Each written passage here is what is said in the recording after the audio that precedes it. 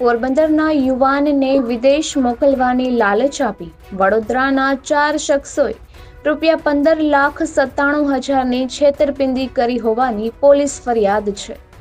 6 માસ પૂર્વે નોંધાઈ હતી, જે મામલે અગાઉ 3 આરોપી ઝડપાયા બાદ પોલીસે ચોથા શખ્સને પણ ઝડપી લઈ વધુ તપાસ હાથ ધરી છે.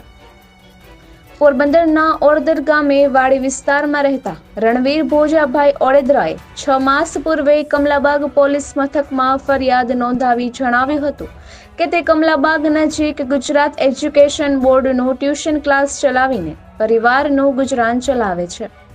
વડોદરાનો અગમ નગીન પરમાર વિદેશમાં જવા માટેના વિઝાનું કામ કરતો હોવાથી તેને હોટેલમાં મળ્યો હતો.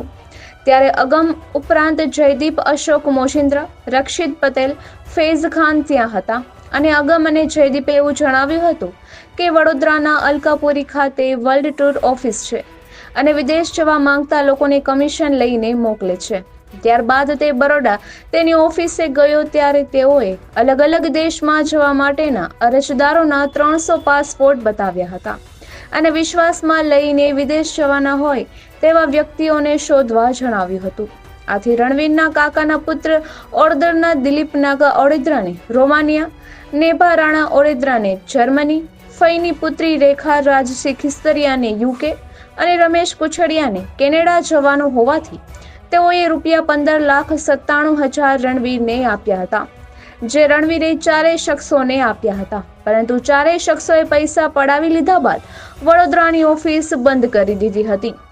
વિદેશ જવા ઈચ્છુક 4 લોકોએ રણવીરને પૈસા આપ્યા હોવાથી તેણે 4ને પોતાના ખર્ચે વિદેશ મોકલ્યા હતા અને આ રકમ બરોડાના 4 શખ્સો પાસે પરત માંગતા 4 શખ્સોએ તેને ગાળો કાઢી મારી નાખવાની ધમકી આપી હતી.